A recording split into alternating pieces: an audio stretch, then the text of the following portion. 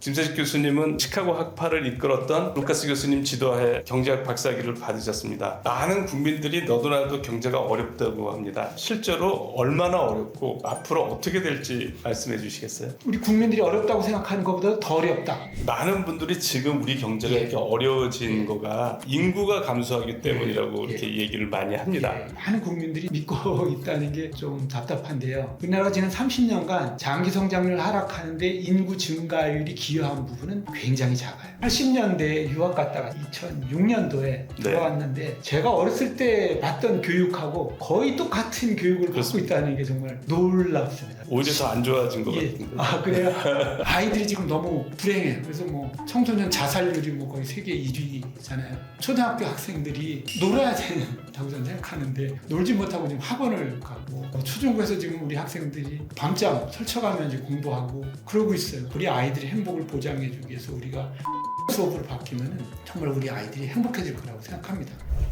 정말 모시기 힘든 귀한 분을 모셨습니다. 평소에 창의성 교육이 나를 구하고 내 자녀를 구하고 우리 나라를 구한다고 세이빙 코리아 하는 일이라고 주장하시는 서울대학교 경제학부의 김세식 교수님 모시고 이야기 나누겠습니다. 네, 안녕하세요. 네, 안녕하세요. 김세식 교수님이 2007년에 쓴 논문인데 미래 성장 동력으로서의 창조형 인적 자본과 이를 위한 교육 개혁이라는 논문을 제가 읽고 제가 전유를 했습니다. 10년 안에 읽은 논문 중에서 가장 인상 깊었던 논문이었어요. 근데 오늘 교수님 모시게 돼서 정말 영광입니다. 귀한 자리 초청해 주셔서 너무나 감사합니다. 경제학은 시카고 대학이 세계에서 최고라고 알려져 있고 시카고 학파를 이끄는 분이 세계에서 경제 1인자라고 이제 인정을 받는 것 같아요. 김세식 교수님은 시카고 학파를 이끌었던 루카스 교수님 지도하에 경제학 박사학위를 받으셨습니다. 루카스 지도 교수님으로부터 학문뿐만 아니라 정말 많은 것을 배우셨을 것 같아요. 그 중에서 생각나는 몇 개를 얘기해 주실 수 있나요? 루카스 교수님은 적어도 지난 반세기 동안 최고의 경제학자를 꼽으라고 경제학자들한테 말하면 아마 대부분의 경제학자들이 루카스 교수를 뽑을 정도로 위대한 경제학자셨습니다. 1970년대에 당시 30대셨는데 경제학에서 합리적 기대혁명이라는 혁신적인 아이디어를 제시하면서 경제학의 혁신적인 변화를 이끄신 분이고요. 나라 전체의 생산, GDP라고 그러죠. 그거나 나라 전체 물가 이런 게 어떻게 결정되는지를 연구하는 경제학 분야가 있는데 그걸 거시경제학이라고 하는데 케인즈가 1936년에 일반이론이라는 책을 쓰면서 이 거시경제학이 시작됐는데 정말 혁명적인 변화가 이루어지는데 그게 바로 이제 루카스 교수님에 의해서 그걸 30대로 내신 거예요? 역시 천재시네. 또 다른 노벨 경제학상 수상자인 에드 프레스캇 교수라는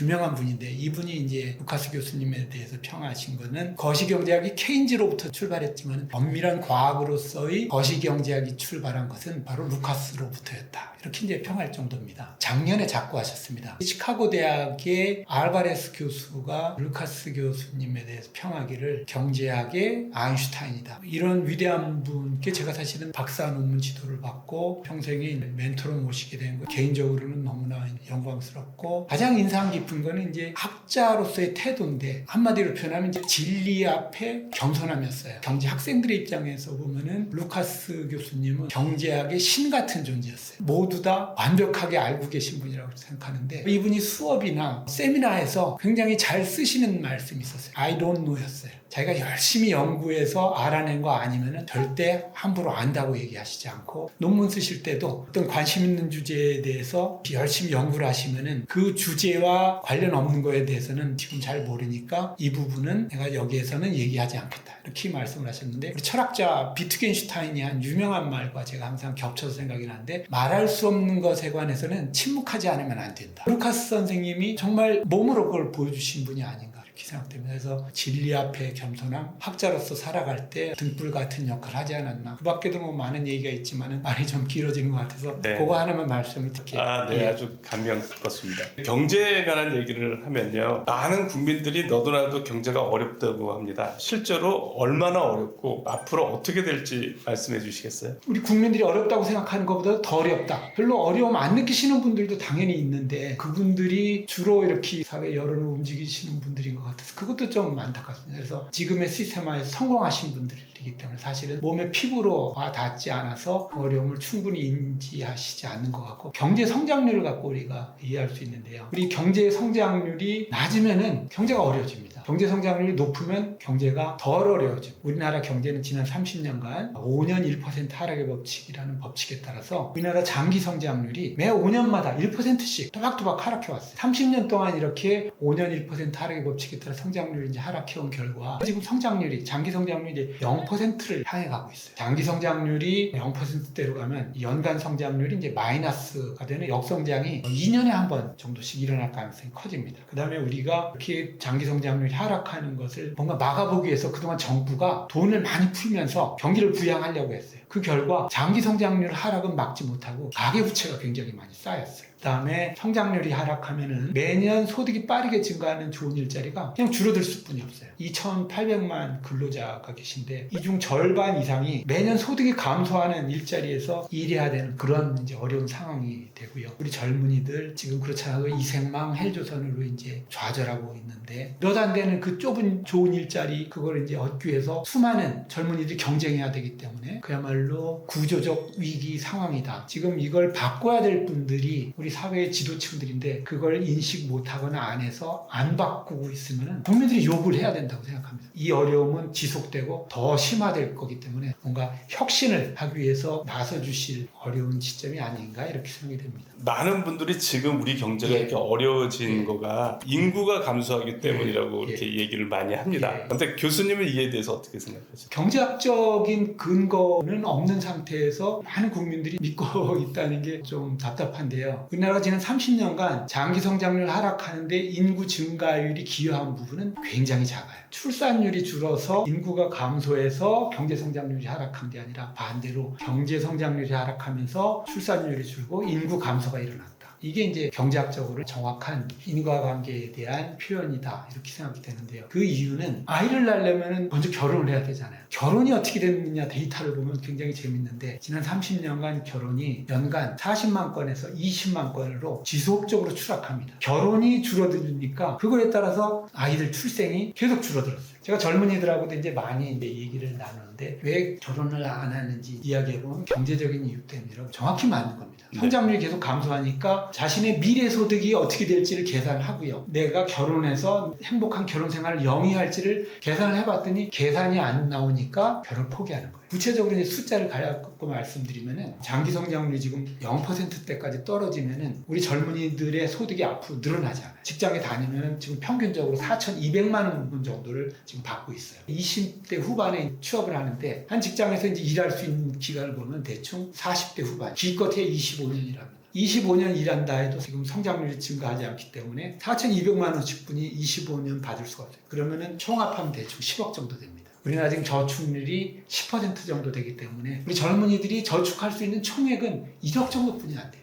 평생. 그러면 두 부부가 결혼하면 2억 정도 벌 수 있어요. 아이 1명 내지 2명 낳고 서울에 뭐 엄청난 집이 아니라 그냥 평균적인 아파트 하나 얻어서 오손도손 행복하게 살고 싶어요. 근데 지금 문제가 서울시 아파트 값이 평균 최근 통계에 보면 11억 9천까지 올라갔다고 하는데 평생 2억 모아갖고 11억짜리 아파트를 산다는 거는 불가능해요. 전세도 6억 7억 하는데 전세 들기도 어려워요. 부자 부모님을 만나서 집을 사거나 내가 로또에 당첨되거나 아니면 영끌을 해서, 그래서 현실적으로 계산해보면 답이 안 나오니까 결혼을 포기하죠.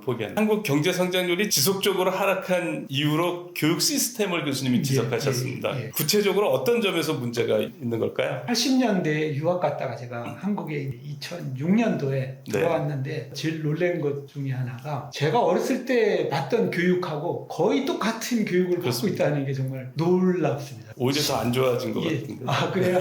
50년 넘게 지금 유지되고 있는 이 교육 시스템이 어떤 교육 시스템이냐를 한마디로 이제 표현하면 모방형 교육 시스템이다. 남이 만들어낸 지식을 그냥 반복해서 외워서 우리 머릿속에 집어넣는 교육. 그게 이제 바로 모방형 교육인데, 이 모방형 교육이 시대에 따라서 어떤 경우는 굉장히 효율적일 수도 있고 어떤 경우는 굉장히 비효율적일 수도 있는데 1960년대, 70년대, 80년대까지는 기존 선진 지식을 빨리 습득해서 남들이 만들어놓은 비슷한 거를 짝퉁을 만들어서 싸게 경제적으로 얻어맞고 수출해서 그걸로 이제 먹고 산 경제였는데 이게 이제 80년대까지는 통했는데 90년대 접어들면서 우리 경제가 더 이상 남의 것을 이제 베끼면 안 되겠는 시대가 도래했고요. 그 이유는 선진국 기술이 20년 특허로 돼 있는데 선진국 기술과의 격차를 20년까지 줄이면서 그다음부터 이제 우리가 베껴 쓸 수 없게 됐어요. 교수님께서 예. 창조형 수업을 진행하고 계시잖아요. 이 수업이 왜 자녀들의 창의력을 키우는데 중요하다고 생각하시는지 말씀해 주시죠. 예, 학생 스스로 하는 게 없는 수업이 사실은 모방 수업인데 네. 그 반대되는 수업입니다. 그래서 기본적으로 창조형 수업은 학생이 뭐든지 스스로 하는 수업이 창조형 수업이고요. 핵심은 정답이 없는 연립문제. 우리 그동안 이제 모방 수업에서는 항상 정답이 있었고 그 정답을 맞추느냐 틀리느냐를 이제 갖고 학생들을 평가하는데 이 창조형 수업에서는 정답 없는 열린 문제를 주고 누구도 틀린 답을 내지 않아요. 누구나 맞는 답을 내는데 그 중에서 보다 창의적인 답이 있어요. 학생들이 답을 틀릴 거라는 걱정 없이 자유롭게 자기 생각을 이야기하고 자기 생각을 해낼 수 있는 수업이 창조형 수업이다 이렇게 말씀드릴 수 있고요. 예를 들어서 이제 유토피아에 관한 수업이라고 하면 모방형 수업에서는 어떻게 하냐면 1500년대에 나온 토마스 모어의 유토피아 에 대해 이야기하고 그 유토피아에 나오는 자세한 유토피아의 모습 이런 걸 이제 아마 학생들한테 가르치겠죠. 그 다음에 이제 토마스 모어 유토피아 이후에 서양에 이제 많은 유토피아 사상가들이 있었고 많은 아이디어들이 학자들로부터 나왔고 그다음에 많은 작가들에 나와서 뭐 심지어 이제 유토피아에 반대되는 개념이 이제 디스토피아 의 개념도 이제 소설 뭐 예를 들면 올더스 헉슬리의 신세계 뭐 이런 데 이제 나오죠. 교수가 이제 정리해서 학생들한테 얘기해주면 학생들이 그걸 달달 외우고 그걸 이제 시험에 내면 이제 그걸 갖고 이제 시험을 봐서 맞췄느냐 틀렸느냐 하는 뭐 그게 이제 전통적인 수업이라면은 창조형 수업은 유토피아에 대해서 본인 스스로의 유토피아에 관한 생각을 하는 수업이 창조형 수업이다. 학생들한테 너만의 유토피아를 생각해보고 그 유토피아의 이름을 지어보고 그 유토피아에 일어날 일들을 한번 상상해서 뭐 꽁트를 써봐라 이런 과제를 던져주면 학생들이 다양하게 생각하면 그 훈련을 하다 보면 학생들이 어떤 경우에도 자신만의 새로운 아이디어를 낼 능력을 자연스럽게 키운다. 교수님은 이제 유학을 간 이후에 거의 한 20년 동안 미국에 머무르셨단 말이죠. 자녀들이 이제 공부하는 걸 보고 미국에서는 어떤 방식으로 창의성을 위한 교육을 하는지 말씀해 주시겠어요? 예를 들어서 이제 시를 가르치는 수업을 볼 기회가 있었는데 우리나라라면은 뭐 우리 받은 교육은 그런 거죠. 시를 하나 갖다 주고 그 시에 대해 선생님이 설명을 하겠죠. 그쵸. 시의 제목은 뭐고 주제는 뭐고 시인은 누구고 시인은 우리 호까지 해서 외우죠. 시험 문제에서는 시어에 밑줄 그어놓고 이 시어가 의미하는 바가 뭐냐 를 이제 묻죠. 우리나라는 그 시어의 해석에 대한 정답이 딱 하나인 문제를 내요. 진짜 시인한테 가서 물어보면은 원 작자의 해석은 교과서와 거기서 가르치는 거하고 다른 경우도 우리 종종 있어서 네. 그게 참 재밌었던 기억이 있는데 미국에서 그렇게 안 가르치더라고요.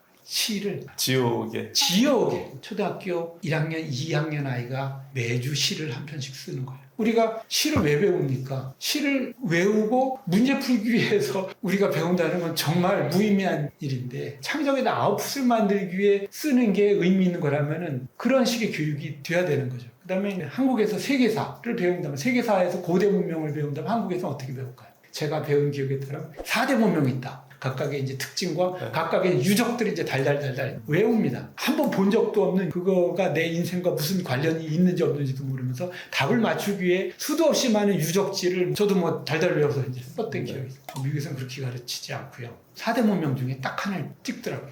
그게 이제 이집트 문명이에요. 이집트는 나의 강의 축복이다 뭐 이런 거 외우게 시키지 않고 이집트 피라미드가 있는데 거기에는 벽화들이 있다. 벽화에 이제 다양한 그림들이 있다. 그 중에 고양이도 있다. 고양이를 왜 그렸을까? 고양이가 갖는 의미는 무엇일까를 한번 리서치하고 생각해서 그 답을 갖고 와라. 아이들이 이제 가서 이제 숙제를 하면은 인터넷도 찾아보고 하죠. 거기에 관한 뭐 내용들이 있지만은 자세한 정답이 있거나 그렇잖아요. 그럼 결국은 생각을 해야 돼요. 미국에서 이런 식으로 제가 말씀드린 것 같이 생각한 아이들이 커서 스티브 잡스가 나오고 빌 게이츠, 마크 저커버그 이런 친구들이 미국 끊임없이 나오잖아요. 1800년대 말 에디슨 이후에 끊임없는 창업가들이 나오면서 세계 기술 진보의 최전선에서 지금 150년간 이끌고 있는데 그 원동력이 아닌가. 그렇죠. 미국에서 최초로 것들이 많죠. 뭐 라이트 형제 비행기, 그렇죠. 전화, 예. 자동차 대량 생산, 예. 뭐 인터넷. 예. 그러면은 부모님들이 가정에서 창조형 교육을 어떻게 적용할 수 있을까요? 굉장히 어려운 이슈긴 한데요. 이제 첫 번째는 창의적인 아이디어를 존중해주고 격려해주는 분위기를 일단 만드는 게 저는 일단 굉장히 중요하다고 생각되고요. 그래서 무슨 아이디어를 얘기하건 부정적으로 평가하시지 말고 엉뚱한 이야기를 한 것 같아도 아이 무슨 그런 엉뚱한 얘기 쓸데없는 얘기라고 절대 말씀하시지 말고 아 그거 참 좋은 생각이다 라고 일단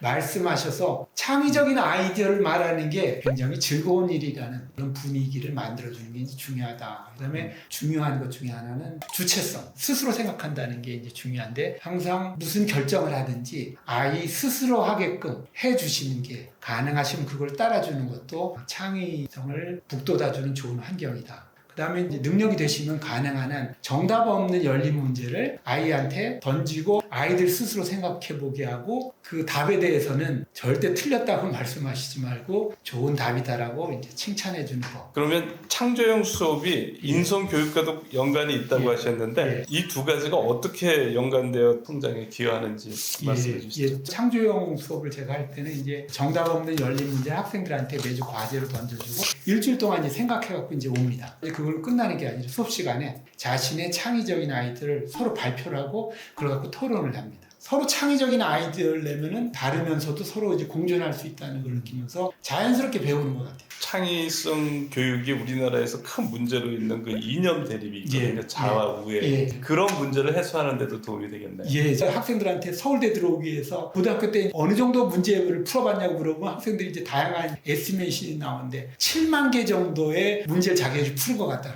7만 개의 문제가 다 정답이 있는 문제들이었어요. 그래서 그걸 풀다 보면은 이 세상 모든 거에 정답이 있다고 이제 세뇌가 돼요. 사회에 나와서도 다 정답이 있다고 생각되는데 정답을 자기가 맞추면은 성공이고 정답을 틀리면은 패배고 그래서 서로 우기면서 서로 싸우는 일이 지금 벌어지고 있다 이렇게 생각됩니다. 창조형 수업을 통해 자녀들이 느끼는 행복감에 대해 얘기해 주실 수 있나요? 저는 이게 정말 중요한 포인트라고 생각되는데요. 아이들이 지금 너무 불행해요. 그래서 뭐 청소년 자살률이 뭐 거의 세계 1위잖아요. 사실은 초등학교 학생들이 방과 후에 놀아야 된다고 저는 생각하는데 놀지 못하고 지금 학원을 가고 초중고에서 지금 우리 학생들이 밤잠 설쳐가면 이제 공부하고 그러고 있어요. 그러면 행복하지 않은 학생들이 정말 대부분인 것 같은데 우리 아이들의 행복을 보장해주기 위해서 우리가 창조형 수업으로 바뀌면은 정말 우리 아이들이 행복해질 거라고 생각합니다. 그 이유는 창조형 수업을 하면은 스스로 자기 답을 얘기하고 그 답이 절대 틀리질 않아요. 자기 자신 스스로 주체적으로 생각을 하면서 자연스럽게 세계가 이제 형성이 되는 것 같아요. 우리 황 교수님께서 책에서 이제 매슬로우의 욕구 5단계설을 말씀하시면서 이제 최상위 자아실현 그거를 이제 몰입하고 연결시킨 말씀 이제 재밌게 봤는데 자아실현이라는 게 이 창조형 수업을 하면은 자연스럽게 오는 경우가 많은 것 같아요. 자기 자신이 새로운 아이디어를 냈는데 아무도 생각해보지 못한 것 같은 아이디어를 자기가 냈어요. 그때 느끼는 그 자존감. 그래서 학생들한테 이제 제가 수업 끝나고 이제 서베이를 해보면은 예를 들어 작년 세이빙 코리아라는 수업에서 학생들 25명이 이제 대답했는데 전통적인 모방형 수업에서 느끼는 행복도, 그 다음에 저한테들은 이 창조형 수업에서 느끼는 행복도를 마이너스 10에서 10 사이로 표현해봐라. 이렇게 했더니 25명 학생 모두 이 창조형 수업에서 훨씬 높은 행복을 느꼈다라고 이렇게 표현을 해준 거 보면은 아이들의 행복을 위해서도 이런 수업을 빨리 도입했으면 좋겠다 이렇게 생각됩니다.